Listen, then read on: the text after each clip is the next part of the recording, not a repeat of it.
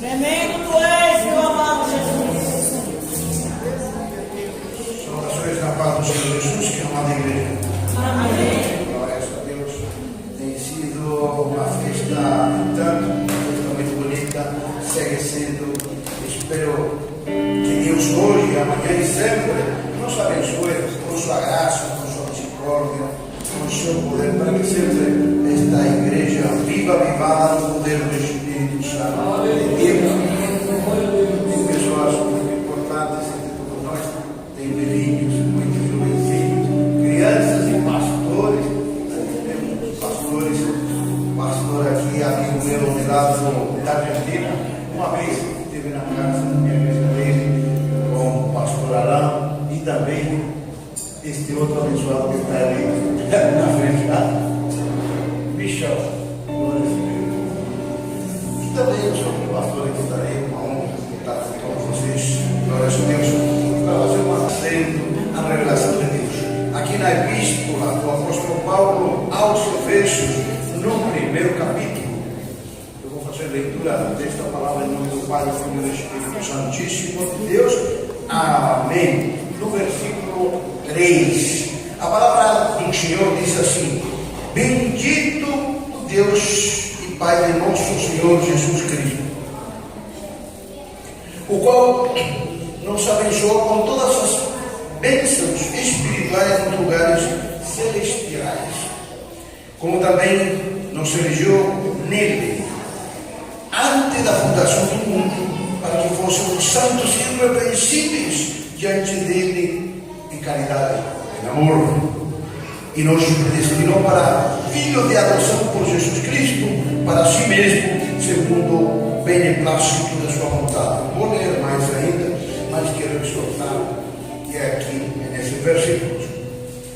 O Deus Todo-Poderoso nos abençoou em seu Filho, em Cristo. E aí onde está o grande mistério da redenção, da manifestação de Deus no meio dos homens, no meio do seu povo Israel, no meio da sua igreja, e também em toda a criação, tanto terrena como celeste. Então, Deus mostrou-se em seu Filho no meio da criação.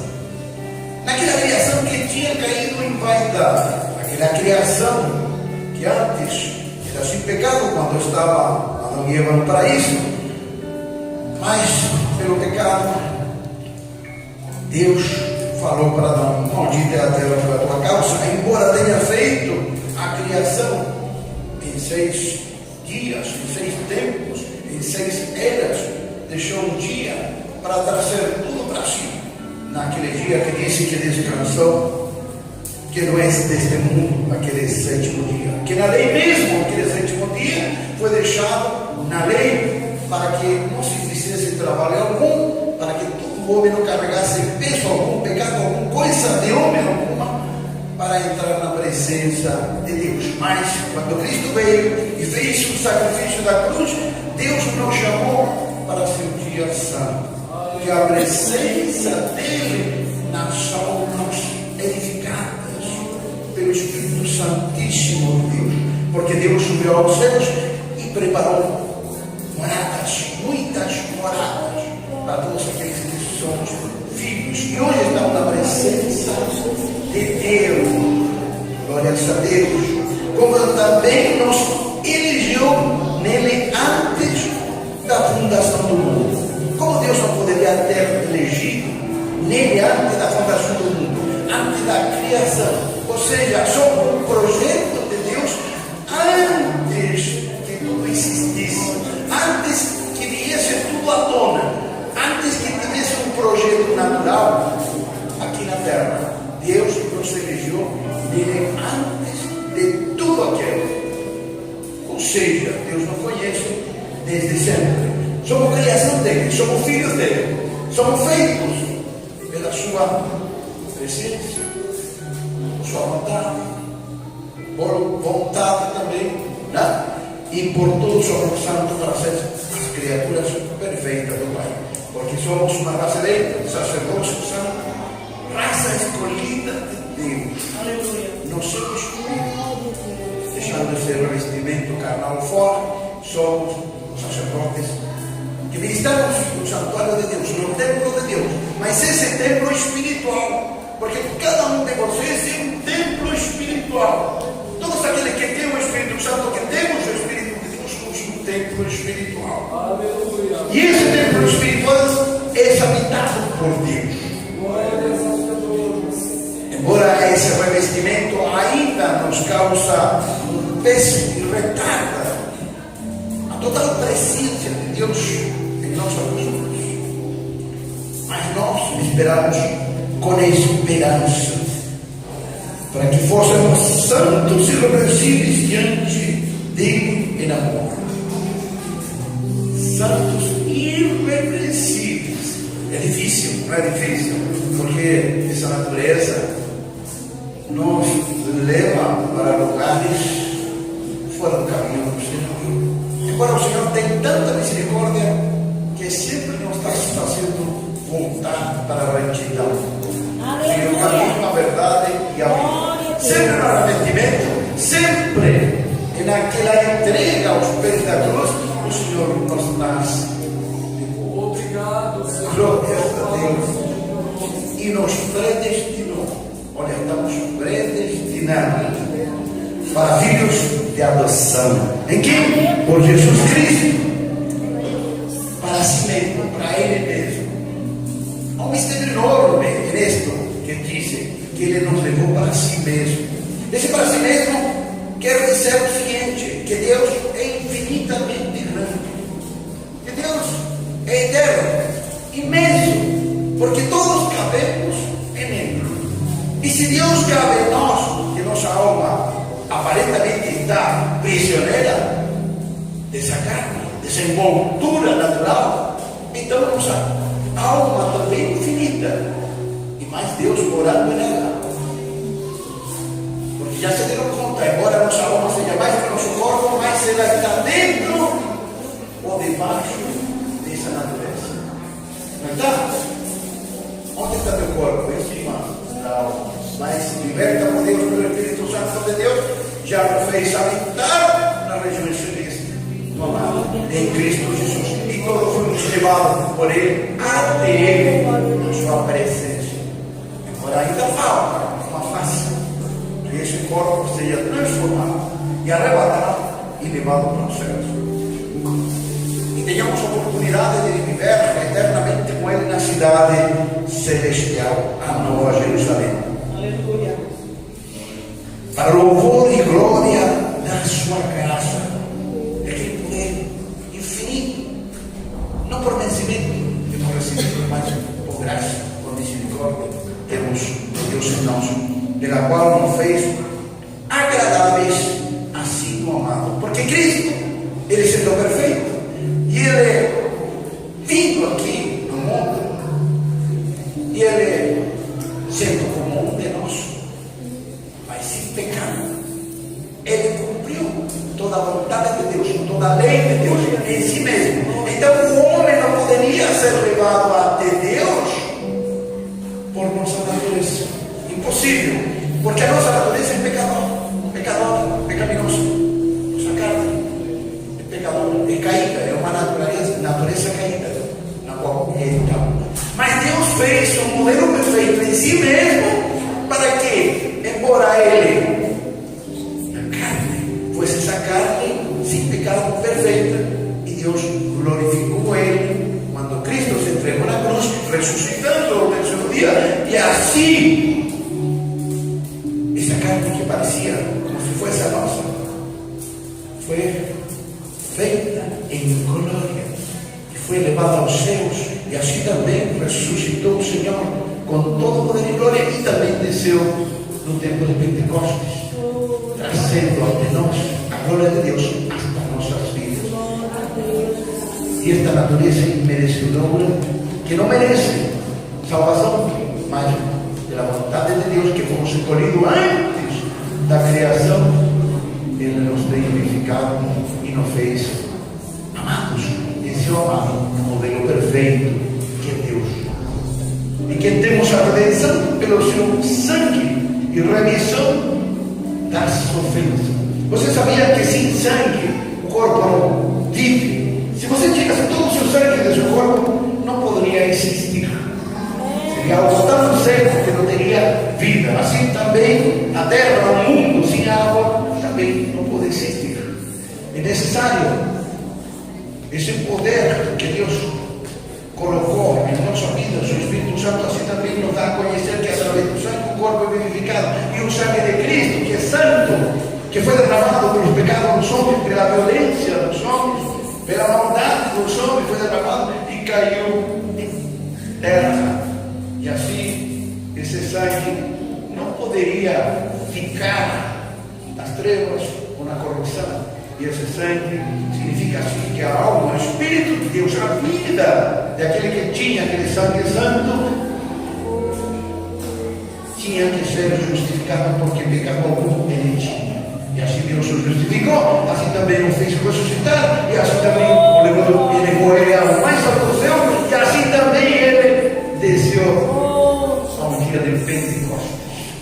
Glória a Deus. Eu sempre vou na raiz da palavra. Você sabe que são 3 festas principais na lei judaica. O Senhor é o 7º mês, do mês natural, do mês lunar, do mês físico.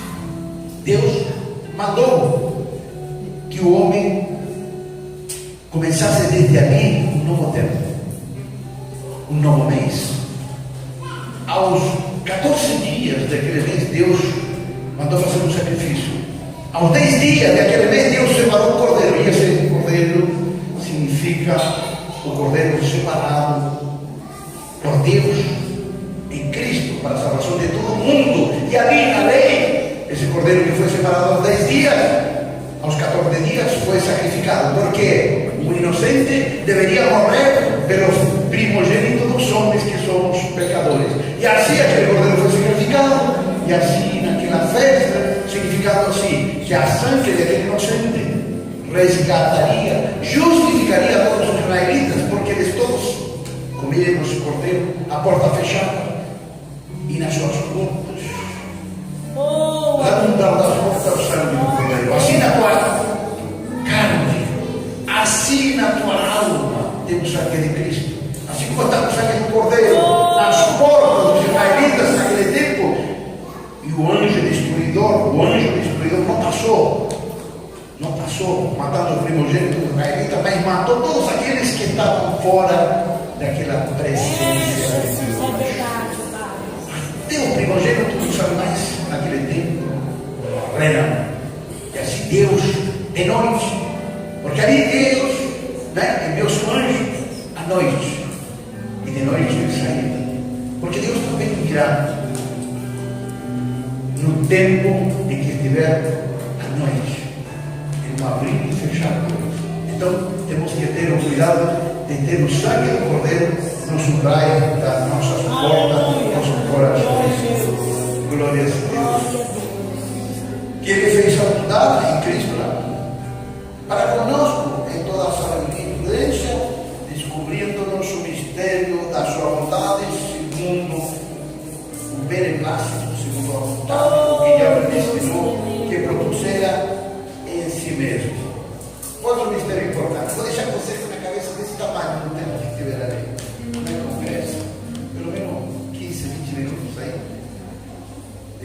de conhecimento de Deus, não faz bem. Em que se descobriu o mistério em Cristo, né? Porque Ele teve a vontade, foi da sua vontade, Ele propôs uma nova criação, uma única e todo-poderosa criação, onde Ele podia sentir a morada. Criou em si mesmo uma nova criação, porque aquela criação que Ele tinha no Éden, que aconteceu, embora não tinha pecado ali, o anjo se rebelou contra Deus e fez uma revolta no paraíso, e Ele fez subir os abismos até ele e a sua anjos, e houve corrupção. E ali, ele, para poder dominar, para poder controlar a criação de Deus, ele passou esse pecado, esse conhecimento para o homem, porque assim ele tem esse pecado, esse conhecimento do homem, ele poderia vir a dominar a natureza do homem, porque o homem foi feito como primícia de Deus, para que o homem fosse o modelo exato da criação, mas o homem falhou. O homem falhou. E ali se contaminou a criação, e Deus expulsou o homem, expulsou Satanás. Eu não sei a teologia de cada pastor, o conhecimento de cada pastor, mas muitos pensam que o Éden foi ali na Mesopotâmia. Mas o que disse Paulo? Em 2 Coríntios capítulo 12, conheço um homem que a 14 anos subiu ao céu e teve revelações de Deus. A saber, ele subiu até o terceiro céu, não, a saber, ao paraíso de Deus. Onde está o paraíso de Deus? No terceiro céu. O que está falando? Em nenhum lugar Deus fala na sua palavra que o paraíso foi destruído. Ele fala na sua palavra que o homem foi expulso do paraíso. Satanás e os anjos foram expulsos do paraíso e colocou um anjo com a espada retorcida nas portas do paraíso. Então o paraíso estava do mesmo jeito como era no tempo de Adão e Eva. Ali está, no terceiro céu, porque ali, 2 Coríntios capítulo 12, é literal. Diz que aquele homem subiu ao terceiro céu, a saber, o paraíso de Deus. O paraíso de Deus está no terceiro céu. Glória a Deus. Mais um pouquinho, antes de terminar. Então, ele propôs em si mesmo uma nova criação e de tornar a congregar em Cristo todas as coisas na dispensação da plenitude dos tempos, tanto as que estão nos céus como as que estão na terra. Então, os tempos estão em corrupção. O tempo passa e não retorna, não volta. Porque desde que foi colocado o homem na terra, tem passado um tempo e jamais retornará ao retorno. Mas impuso Deus, segundo o beneplácito, segundo o seu querer, na sua vontade, propôs em Cristo uma criação perfeita. E também nos levou consigo para que em Cristo nós fôssemos as criaturas escolhidas de Deus. Está vendo que tem mistérios e tem segredos? Nele digo, disse o apóstolo, em que também fomos feitos herança. Meu Deus, aleluia. Fomos feitos herança, porque Cristo, todos nascemos, todos ressuscitamos, todos glorificamos, todos somos salvos.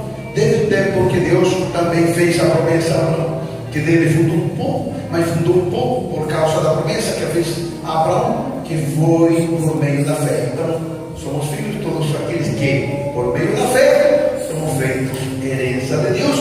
Em quem? O Filho amado.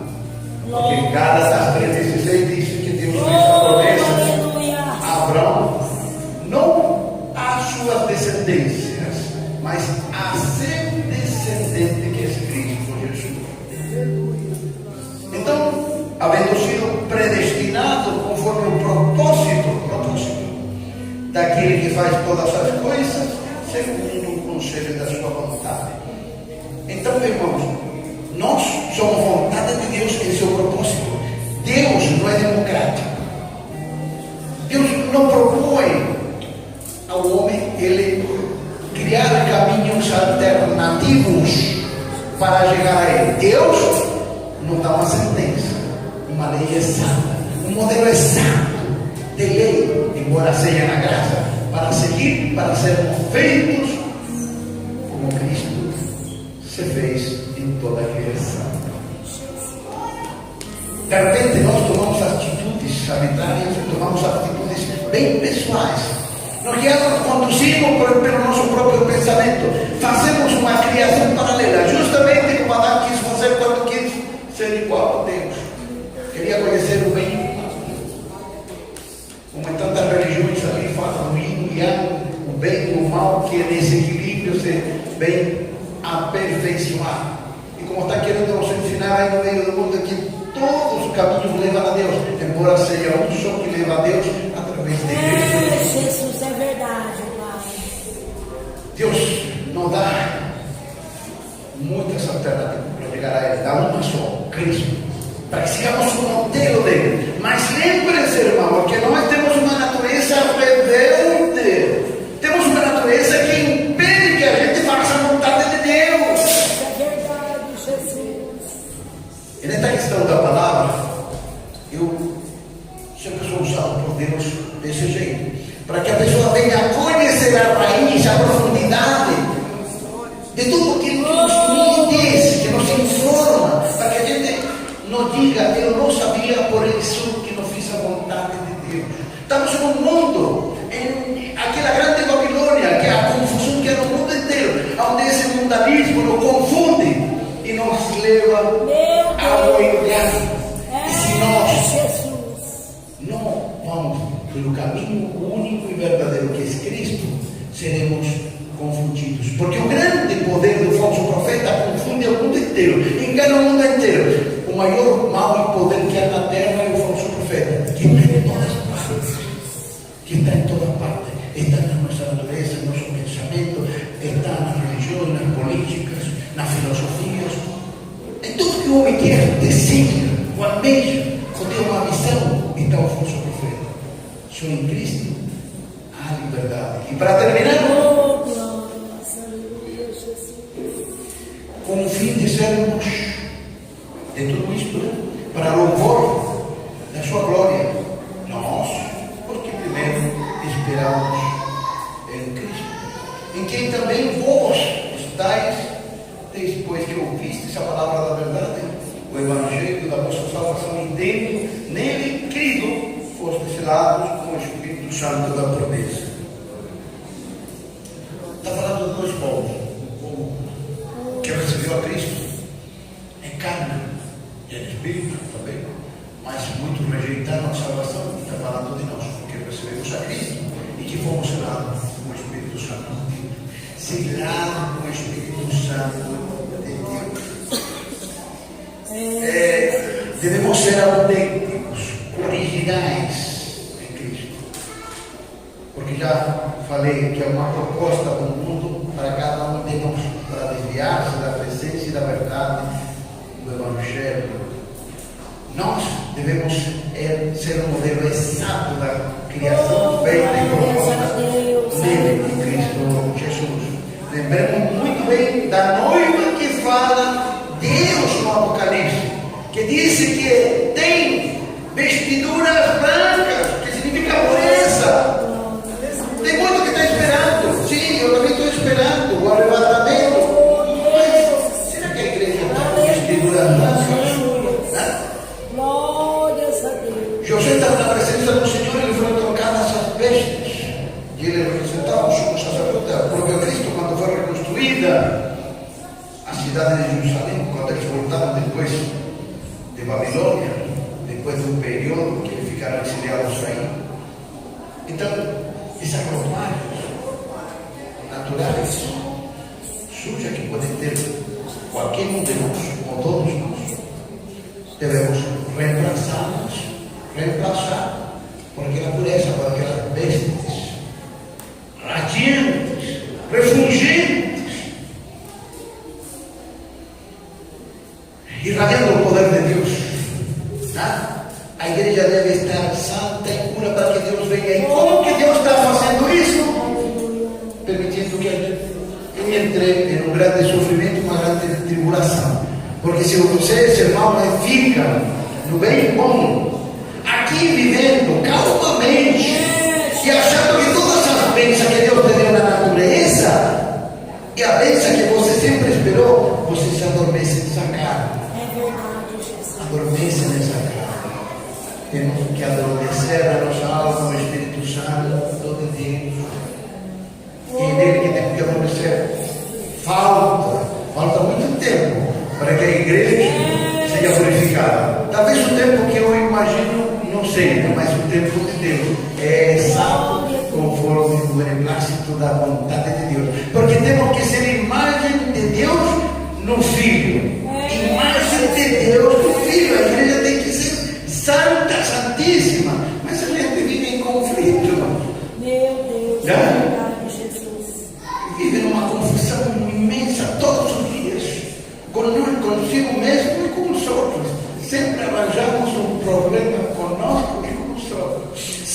saímos da santidade de Deus. Alguma vez pensamos também que cumprimos com a palavra quando fazemos algumas coisas que são da lei da própria igreja. Quando a gente paga o dízimo, vai na igreja regularmente, ora aqui, ora lá, louva, a gente já está cumprindo com toda a lei de Deus, mas não é bem assim. Deus conhece o coração de todo mundo. Então, meus irmãos, Deus, Jesus Cristo, nosso Senhor, uma vez entrou lá no templo, pegou um chicote e chicoteou todos os comerciantes que estavam lá. Sabia o que faziam? O que faziam aquele comerciante? Ele vendia novilho, vendia cordeiros, cabritos, as pombas, as rolinhas, todos os animais, e vendiam também as colheitas, para que assim o que vinha de longe não carregasse, não carregasse a oferta ao Senhor, e pudesse ofertar ao Senhor comprando ali mesmo. Aí pegava todo aquele dinheiro, pegava, vendia para os irmãos que vinham ali do povo de Israel, e eles ofereciam no templo. Aí repartia o dinheiro com os fariseus, para o príncipe de Israel. Aí Deus, ele ficou muito bravo com esse povo comercializado, a fé, e chicoteou ele para fora. Deus também se dá chicotada, pelo menos em mim dá sempre. Não sei se você dá uma chicotada de vez em quando, em mim sempre dá um puxão de orelha pelo menos, né? Mas isso aí, meu irmão, que a palavra venha a edificar cada um de nós, que venhamos a crescer com todo o conhecimento que Deus nos tem trazido, porque tudo vem de Deus. Nada é feito, nada é revelado por estudo de homem, não é teologia, mas